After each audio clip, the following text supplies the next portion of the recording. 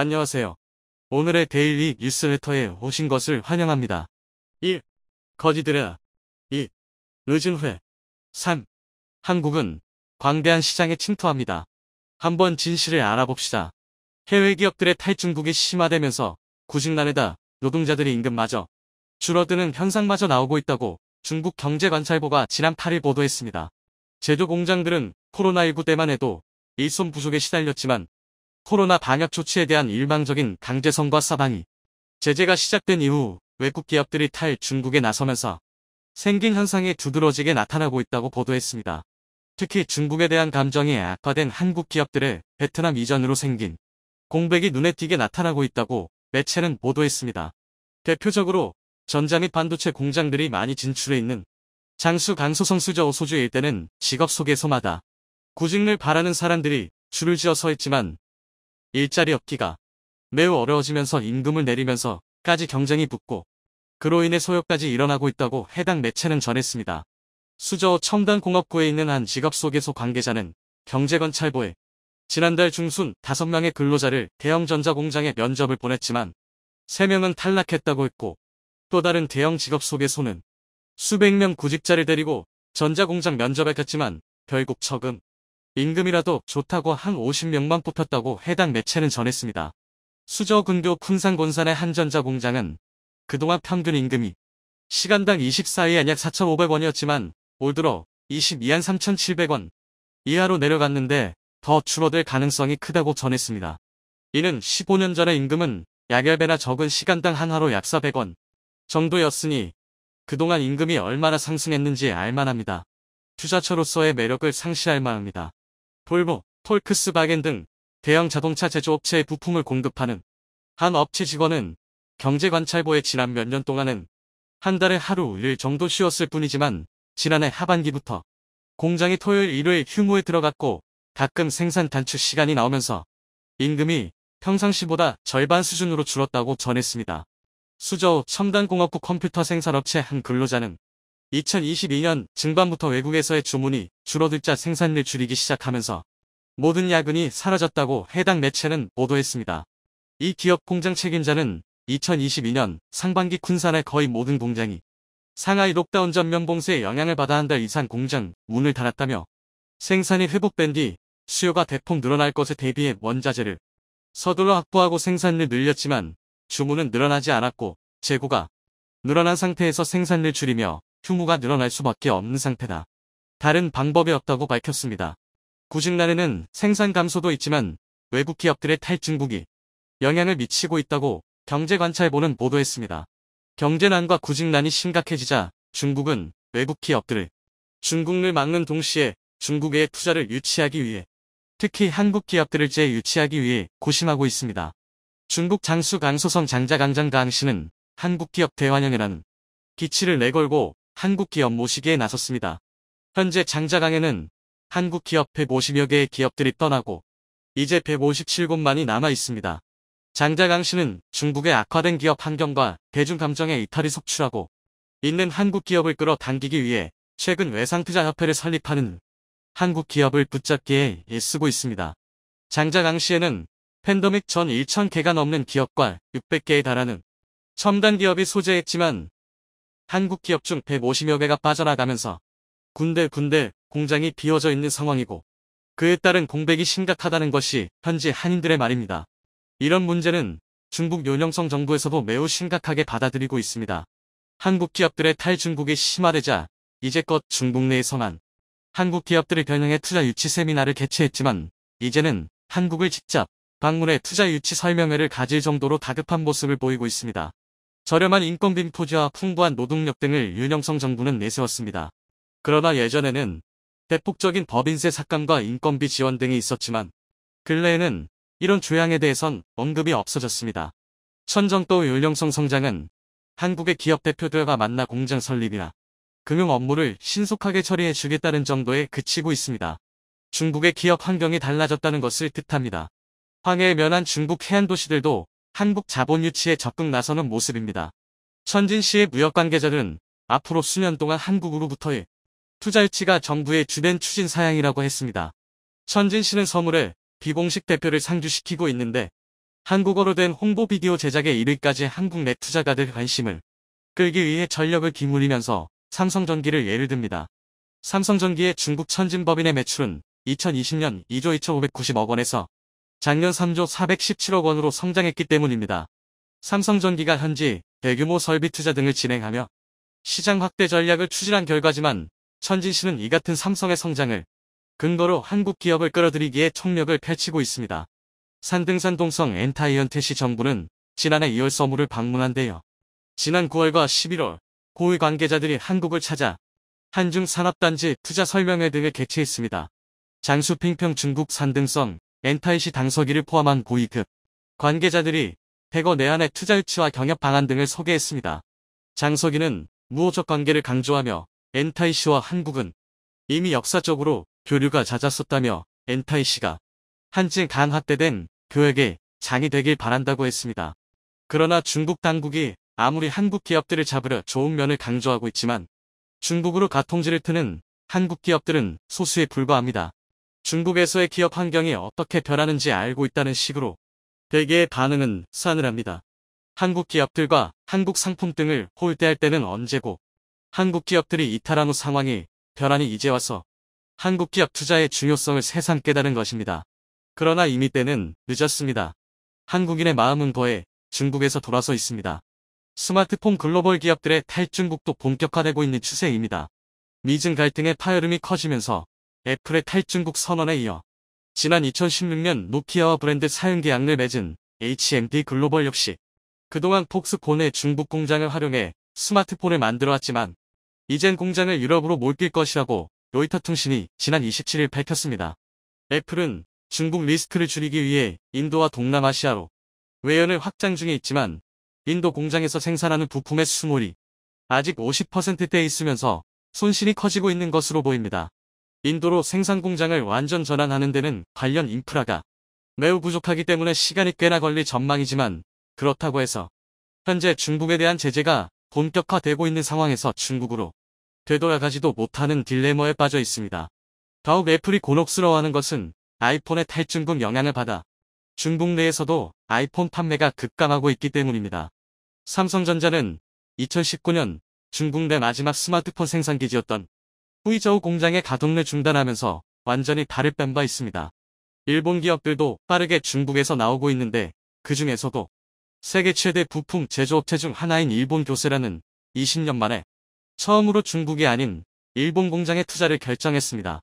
다니모토 교세라 사장은 중국에서 만든 제품을 중국에서 판매하는 건 유효하지만 미중 마찰로 인해 중국에서 생산하고 해외로 수출하는 모델은 더 이상 실행 가능하지 않다고 했습니다. 교세라는 최근 들어 미국 수출용 복사기 제조를 중국에서 베트남으로 이전했고 미국에 수출할 차량용 카메라 생산도 중국에서 태국으로 몰렸습니다. 다니모토 사장은 반도체 규제가 계속되면 중국에서 생산할 수 있는 건 없을 것이라고 강조했습니다. 한국 기업들이 탈중국물 가속화하고 있는 가운데 반면 중국의 한국 투자는 계속 늘어가고 있습니다. 월간지 중국의 텐샤오 전망 편집장은 2021년 말 기준 중국에 대한 한국 직접 투자 누적액이 68.6억 달러를 기록했다. 한국에 실제 투자한 기업은 총 7,689개로 한국에 투자한 외자 기업이 19.4%를 차지해 2019년 말 제한 외자 기업 수 1위를 차지한 데 이어 3년 연속 1위를 유지했다. 고 밝혔습니다. 이는 중국의 기업들이 그만큼 한국 시장을 크게 보고 있다는 방증이라고 했습니다. 눈치를 봐야 하는 중국보다 시장 규모는 작지만 오히려 매출 대비 이익이 큰 한국 시장을 선호하고 있다고 그는 말했습니다. 또한 한국 시장에서 인정을 받으면 세계 어디에 내놓아도 홍보 효과가 크기 때문이라고 했습니다. 한국을 우습게 봤던 중국이 아무리 후회해도 이미 때는 늦었습니다. 미국의 반도체 지원법이 통과되면서 미국 기업 및 해외 기업들이 속속 미국 내 투자를 약속하자 반도체에 대한 모든 것을 움켜쥔 듯이 고무되어 떠들고 있지만 그것은 거대한 착각에 지나지 않는다고 뉴욕타임스의 MIT는 예측했습니다. 뉴욕타임스의 MIT는 돈만 쏟아붓는다고 해서 원하는 일이 성사되지 않는다. 고 하면서 반도체 지원법이 겉으로 보기엔 대단한 것처럼 보이지만 실제는 미국의 대규모 반도체 옥성 투자 정책에도 불구하고 공급량 해소의 근본적인 원인은 해결된 상태가 아니기 때문에 여전히 한계가 있다는 것입니다. 기술 인력 확보 같은 현실이 뒷받침되지 않는 상태에서 정부의 지원과 외국 업체에 의지하는 한 미국 내 반도체 발전 기대할 수 없다는 것이고, 따라서 장밋빛이 아니라 근본적인 문제를 풀지 않는 한 불확실성의 연속이라고 지적한 것입니다. 미 반도체 산업협회 시아에 따르면 미 전역에서 35개 이상이 미국 및 해외 반도체 기업이 미국 내에서 반도체를 생산하겠다며 2천억 달러 약 252조 6천억 원 투자를 약속한 것은 제2차 세계대전 이후 최대 규모 제조업 투자라고 NYT는 보도했습니다. 투자 금액은 텍사스, 애리조나, 뉴욕 등 15개 주주에서 23개, 신규 칩 공장 준공 및 9개 공장 증설, 업계에 장비 소재를 공급하는 기업들의 투자 등에 투입될 예정이라고 했습니다. 그런데 이 같은 투자건은 대부분 연방과 주정부의 지원금에 우선 무게를 두면서 얼마의 지원금이 나오면 그 해도에 투자하겠다는 것이지, 반도체 관련 기업들이 스스로 투자하겠다는 것이 아니라는 것입니다. 또한 기존의 확장 계획이나 관리 비용이 투입되는 것까지도 새롭게 투자하는 것처럼 부풀리고 있다는 지적도 있습니다. 정부에서 반도체 관련해 대규모로 지원하겠다는 정책에 편승하겠다는 그 뒷면을 자세하게 보라는 의미입니다. 최근 칩 어반도체 전쟁을 출간한 미 터프츠대 크리스 밀러 교수는 MIT에 직접적으로 미 정부의 엄청난 투자에도 반도체 자립을 달성하는 데엔 성공하지 못할 것이라고 했습니다. 그 이유로 반도체 공장을 준공하는 데만 수년이 걸리는 데다가 미국 내 공장이 가동되더라도 이들 공장에서 최첨단 반도체가 생산되지 못할 가능성이 크고, 미국 내 생산을 뒷받침할 인력도 부족할 가능성이 크다는 분석안을 내놓았습니다. 시아가 미국의 반도체 산업 대규모 투자로 반도체 생산기업 및 공장에서 27만 7천 명의 반도체 인력 수요를 창출할 것으로 보고 있다고 했지만, NYT는 지나치게 낙관적이라고 지적하면서 반도체 공장은 기술자 및 화학공학과 같은 분야의 숙련된 과학자가 필요한 것이지 아무나 고용해서 생산을 하는 게 아니다고 했습니다. 당장 반도체 업계 전문가들을 대상으로 한 설문조사에 따르면 과학자 및 엔지니어 부족이 가장 어려운 과제 중 하나라고 고충을 토로한 부분을 예로 들었습니다. 따라서 기술 인력 부족으로 인해 미국 반도체 자급자족 노력에 제동이 걸릴 수 있다 고 NYT는 꼬집었습니다. 미국이 반도체 지원법에 투자하는 돈이 68조 원이라고 하면서 미 정부의 엄청난 투자라고 하는데 한국의 2개 기업이 투자하는 수백조 원의 비용과는 비교도 안 됩니다. 이런 것이 착각을 불러일으키는 요인입니다. 더구나 미국에서 68조 원을 투입한다고 해도 이는 한국에서 투자하는 10조 원 정도와 비슷할 것이라고 봅니다. 워낙 미국은 비효율적이기 때문입니다. 한국에서 연봉으로 1억 원을 받는다고 하면 대단한 고액이라고. 하지만 북미에서 특히 캐나다보다 미국에서 연봉 8만 불 정도는 웬만한 직장인이 받는 금액입니다. 한국에서 연봉 1억 원을 받을 정도의 고급 인력 정도 되면 미국에서는 수십만회 정도 되고 밀리언 정도의 봉급을 받는 임원들은 숱하게 많습니다. 그렇기 때문에 한국과 미국에서 잡는 예산이나 집행 비용은 크게 다를 수밖에 없습니다. 항상 말씀드리는 것처럼 한국에서 10조 원이 필요하다고 하면 미국은 100조 원을 책정하는 것 같은 이치입니다. 68조 원 결코 큰돈이 아닙니다. 한편 경기 침체로 이어지면서 전자제품의 출하가 급속도로 하강하고 재고가 쌓이자 끄덕겁다고 자만하면서 가격을 올해 상반기에 또 인상하려고 했던 TSMC마저 가격을 동결하고 일부는 가격을 다운시키는 등 생산이 크게 줄어들면서 반도체 겨울이 메모리 반도체에서 파운드리로 옮겨가고 있다는 분석이 나옵니다. 세계적인 인플레이션과 경기 침체 여파로 소비자의 소비 심리가 위축되자 곧바로 스마트폰이나 PC와 같은 디바이스 구매 감소로 이어졌습니다. 디지타임스는 2023년 1분기에는 공장 가동률이 크게 하락할 것이다.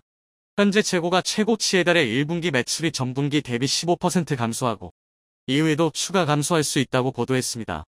TSMC의 상위 10대 고객인 엔비디아, AMD, 미디어텍 등 제품을 판매하지 못한 재고가 쌓이고 있고 주문 취소와 지연 계약 파기가 연이어 발생하고 있다면서 67나노 공정 수요는 절반가량으로 하락하고 5나노 이하 생산 라인 가동률도 크게 줄어들었다고 밝혔습니다.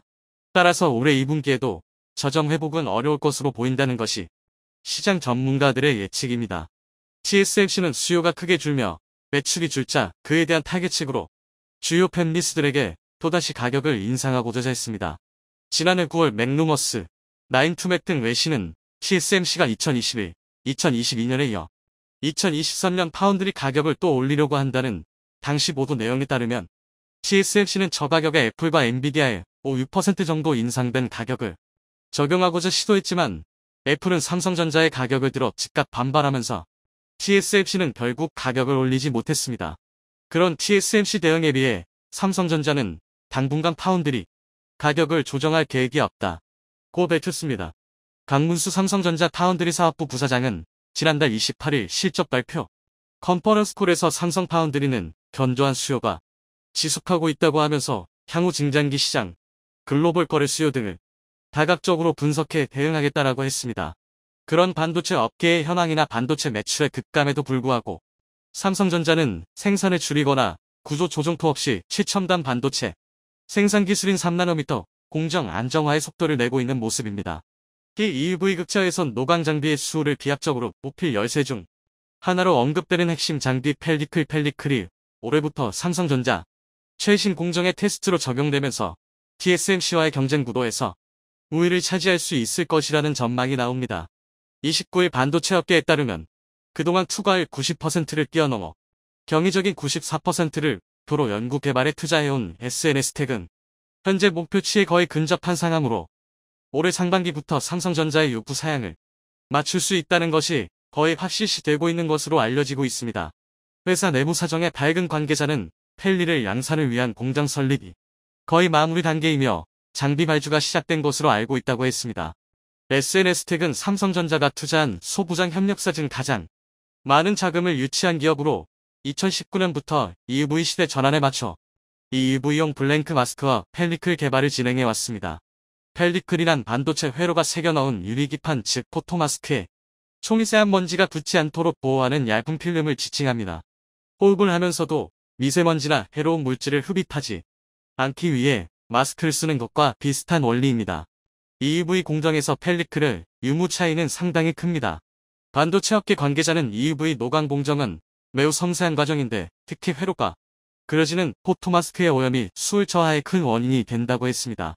특히 반도체 회로가 그려지는 포토마스크의 가격이 개당 수억 원을 넘나들기 때문에 투과율이 높은 펠리클을 사용한다면 수울 자체를 끌어 올릴 수 있기 때문에 전체적인 생산 비용을 줄일 수 있게 된다고 설명했습니다.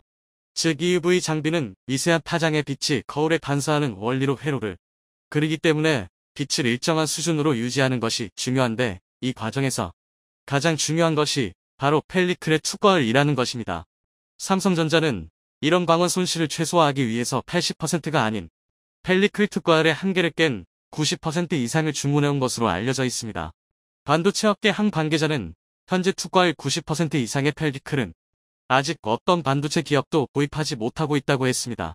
TSMC도 낮은 생산성을 감수하면서 어쩔 수 없이 80%대의 투과율을 가진 펠리클을 사용하고 있다며 삼성전자의 협력사가 투과율 90% 이상의 펠리클을 적용할 경우 TSMC와의 경쟁에서 더욱 유리한 고지를 점할 수 있을 것이라고 전망하고 있습니다.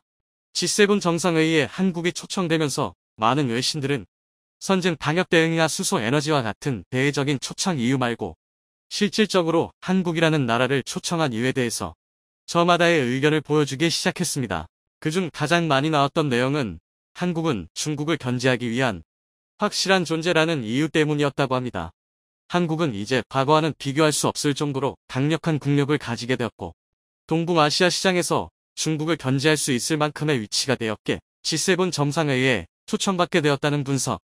물론 일본인들은 결국 한국은 선진국 반열에 올라 정상회의에 초청된 게 아니라 그저 이용당하는 것뿐이라고 주장하지만 그건 오로지 일본인들의 쓸데없는 소리에 불과하다고 할 수 있습니다.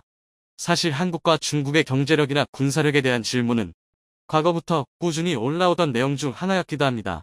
그리고 대부분의 외국인들은 영토 크기나 인구수나 모든 면에서 압도적인 중국이 당연히 한국의 군사력을 압도할 것으로 예상하기도 하죠. 중국과 한국 군대에 대한 차이점과 중국군이 한국군보다 우위를 점하고 있는 군사기술은 무엇입니까? 중국의 군대 정도면 한국을 멸망시키는데 6일이면 충분하다. 바다에 둘러싸여 있는 한국이라는 나라의 지형적 특성을 고려했을 때 중국의 강력한 해군이 서해 및 한국에서 가장 큰 섬인 제주도를 봉쇄하고 해병대를 상륙시켰을 경우 6일이면 한국을 확보할 수 있다. 또한 전쟁이 길어진다고 하더라도 오히려 중국에게 유리하다며 시간이 길어지면 길어질수록 중국은 한국은 모두 봉쇄하고 강제로 항복시킬 수 있다고도 언급했습니다. 모두가 강력하게 생각하는 한국의 육군 전력 역시 대부분 북한에 맞춰 준비되어 있기 때문에 중국에게 대응할 수 없다. 하지만 이제는 한국의 군사력도 세계적인 수준으로 올랐고 휴전 중이라는 특수 상황, 그리고 산과 바다로 둘러싸여 있는 한국만의 독특한 지형 등 외국인들의 시선에서 한국은 절대 중국이 쉽게 건드릴 수 없는 나라라고 주장하기 시작했습니다. 일부 외국인들의 경우 한국 군대의 우수함뿐만 아니라 중국 군대의 노후화 역시 한국을 6일 만에 점령할 수 있다는 중국인의 주장이 틀렸음을 설명해주기도 했습니다. 중국의 경우 대부분의 군사기술과 무기를 구소련과 우크라이나에서 가져왔고, 이는 한국의 신식 기술과 무기에 비해 매우 오래되었다고 합니다. 반면 한국 군대 역시도 미국이라는 나라의 국방 기술을 의존하고 있지만, 미국은 범접할 수 없는 최고의 군사 강국이고, 한국은 이를 통해 자체적으로도 전투기와 항공모함, 그리고 레이저까지 개발하고 있기 때문이죠. 그리고 실제로 국가별 예비군 통계 자료를 보게 되면 한국은 2020년 기준 약 310만 명으로 베트남에 있어 세계 2위를 기록하고 있으며 중국은 약 51만 명으로 13위에 불과하다고 합니다. 물론 전체적인 병력 수만 본다면 중국이 훨씬 많겠지만 말 그대로 정말 전투에 바로 투입해 효율적인 능력을 보여줄 수 있는 실전력은 한국이 절대 중국에 뒤지지 않는 것. 이 밖에도 수많은 해외 네티즌들은 현무 미사일이나 한국의 세계적 위치 등을 통해 중국인의 주장에 반박하기 시작했는데요.